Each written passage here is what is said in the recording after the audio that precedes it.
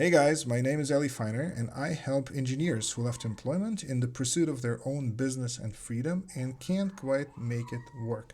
You see, I did this, I think, 5 or 6 times by this point. The first time I left employment, so to speak, was in 2007. I was just out of my military service in the Israeli military. I started a startup. That didn't work out. Then we switched and pivoted and started another one. That didn't work out either. Then I went back to corporate employment. That was horrible. I left after about a couple of years and I started another startup. And so I went back and forth, back and forth, back and forth until I think April or May 2020, so about 5 years ago, where I left my last job, where I was they left me during COVID, and I decided that I will never go back to employment because, frankly, taking orders from other people is really, really unpleasant for me. I'm also kind of a loner. I prefer to work on my own. And I realized on that path and throughout this ping pong, I realized that the thing outside of the skills you need to run a business and marketing and sales and building a product and providing a service and being good to your customers and all that, I realized that there were a set of certain beliefs that we as employees or children of employees or having generations of people who were employees before us, a set of beliefs that we have about how the world works, what money is, how to make money, and what are the good, honest, reasonable ways to make money in. The first one of these beliefs was about how money is accumulated and spent, which is a really curious thing because if you think about it, employees, they get a steady paycheck, and let's say you don't get fired, you get a steady paycheck, and let's say it's large enough, so you spend something on your life and you set aside a small thing. You take a bucket and you put some coins in, they make a nice little noise, and over time these coins accumulate. It usually takes a lot of time, so you accumulate money over a long period of time, maybe 10 or 15 years, and then you use that to put a down payment on a house or for some kind of, medical emergency or something like that. So as an employee, there is a perception that money is accumulated slowly, spent all at once, and then needs to be accumulated slowly again, which is a very tough thing to get out of. And I'll tell you how I saw that this wasn't actually true about money in the real world. Somewhere in 2021, I was playing a little bit with the very interesting market of crypto. I was playing just a little bit. I put, I think, maybe $500 or $1,000 into some shitcoin or other. And then over the next week or so, I proceeded to see what it did.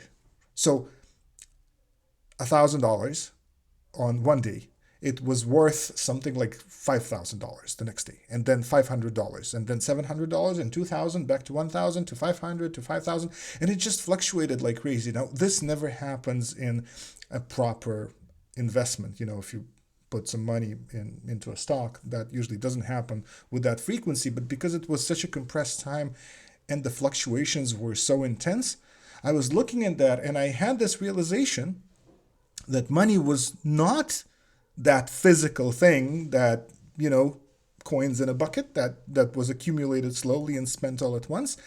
It was something else, something a lot more fluid, something that the quantity of it depended on a lot of other things that had nothing to do with my effort and my work, because I didn't do anything. Just the value of money fluctuated. And then I kept thinking about it, and I realized that this is sort of true in business in general. Because, as an employee, you get maybe a raise, maybe like a few percent, 5% of a raise per year if you're lucky. If you switch from one job to another, maybe you get a 10% bump. If you get more training, maybe it's a 50% bump, right? But your salary never increases by a factor of 10 over a period of a year or even multiple years. Now, in business, it does happen, and it actually depends on the opportunities you notice and go after, the level of risk you're willing to undertake, and how your mindset changes, right? Like if you notice opportunities that you haven't been able to see before, you can make a lot more money, like significantly a lot more money by, for example, closing one business that wasn't working out, taking the money out of it, putting it in a different business, and just be a lot more successful. Obviously, this entails a lot of risk, and in general, we can say that in business, you get paid proportionally not to the amount of sweat, blood, and tears you put into it, but in proportion to how much risk you're willing to take and how much of that risk meets actual luck and success. So, this is a major transition from sort of the employee mindset to the business mindset. In an employee mindset or in our personal lives, it makes a lot of sense to have a very tight budget, to save on expenses and to never go into debt, right? Because going into debt to buy a car, then you need to pay off that debt very, very slowly. That's not a good idea. In business, it makes a lot of sense, for example, to take on a loan or an investment or some external source of money, put that in the business, then build a business using that money, return the loan, and then you create more than you put in. This does not happen in our personal kind of employee style sort of life. And one of the reasons this is so important is that when I transition, probably when you transition from being an employee to actually having a business, the employee mindset remained, which makes it really hard, for example, to invest money in things that you know are going to be helpful because out of savings or out of debt. It makes it really hard to do that because you're still thinking in the money is accumulated slowly and spent all at once way. So if you accumulated some funds for a decade, emotionally it feels like investing it or spending it is spending 10 years of your life, and it will require another 10 years to build it up. Again, in business, you can lose all of it in a day and you can make it back all in a month. Like it happens. That's the transition we all need to go through. So that's one like major cluster of beliefs that people transitioning from employment to business have. The other major cluster of beliefs around business have to do with the morality of making money. You may not hear it from my accent, but I was born in the Soviet Union in 1980, which makes me 45 years old. I was born in a country that no longer exists, and in Leningrad, which is a city that no longer has that name.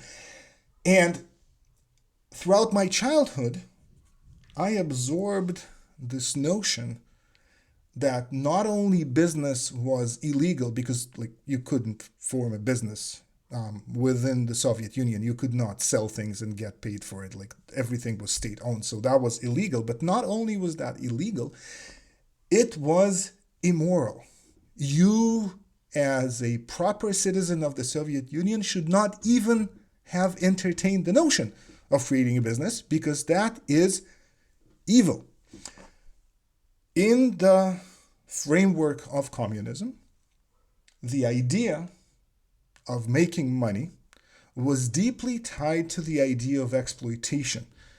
It seemed to the communist-infused mind that you can only make money as a business person by exploiting other people. That was obviously like what the communism rebelled against. Now, we now know, which I did not when I was 7 or 8 or 9 or 10, that exploitation was actually very, very common in the Soviet Union. It was just done by party members and the government, and it was not done by businesses. So exploitation was common.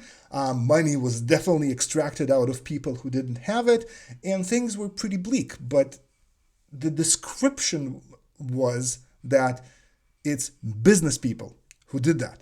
So if you grew up in that sort of environment, and that happened not only in the Soviet Union, but kind of the entire Eastern Bloc, and even like farther west where social democracy took root, and like there are these social ideals, and even farther in the West, in the United States and in Canada, this happened quite a bit. If you grew up with these ideals that tell you that there is such a thing as a fair price, and a fair price needs to be attainable to everybody, which in the open free market, that's absolutely not true. A fair price is just a price that you charge and someone else is willing to pay. Yes, there are some very narrow circumstances where it's a calamity and there is a big problem in the world right now, and extracting money out of people who are going through significant trauma is morally wrong. I would agree with that. But in many situations, in many other situations, charging what you're worth, charging what your service is worth is fine as long as people are willing to pay for it. Now, the idea that there is a fair price, the idea that businesses can be honest beyond just being transparent about what they sell and how much it costs, these ideas create this sense in us and in me, and actually to this day, to some extent, that if I run a business and charge what I believe to be the worth of my services, then I am somehow wrong. I am somehow bad. I am somehow even evil. And that really prevents us from doing the most we can for ourselves and for other people, for our customers that we serve. It creates the sort of a glass ceiling of the prices you can charge, a glass ceiling on the kind and amount of marketing you can do, a glass ceiling over how you think about the idea of sales or talking to people and asking them for money. It makes us extremely timid, and that timidity is just so prevalent. It is really difficult to escape from it. And when you transition from being an employee, where someone else, the owner of the company, was taking care of that thing, someone else was taking on the responsibility of selling the thing that you were building to other people, when you transition to doing it yourself and you carry this heavy baggage of false beliefs about what's morally okay or morally wrong, then you can't actually transcend that magical number of whatever it is for you. Maybe it's $5,000 to live comfortably, maybe it's 10, maybe it's 20, but whatever number you put, it makes it really difficult to transcend a certain number and live comfortably and well without working too much. And that, I think, is the third thing. As employees, we got paid for a chunk of work. Not even like what we produced, right? Because most of us, especially software engineers, I was a software engineer for about 25 years, most of us didn't get paid by the line of code or by the whatever feature delivered. We were paid by the hour in seat, regardless of what we did. So we have this idea that money is directly related to effort. But that is absolutely not true in business, because in business, for most businesses, you usually work for a very long time without seeing any return.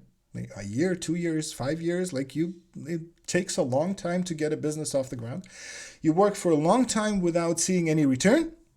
And then at some point, you see a moment of transition where you no longer work as hard, but make considerably more money. So there is a deep disconnect between the amount of effort you put in and the amount of money you take out. And the disconnect works in both directions. At first, you put a lot of effort in and see very little return for it.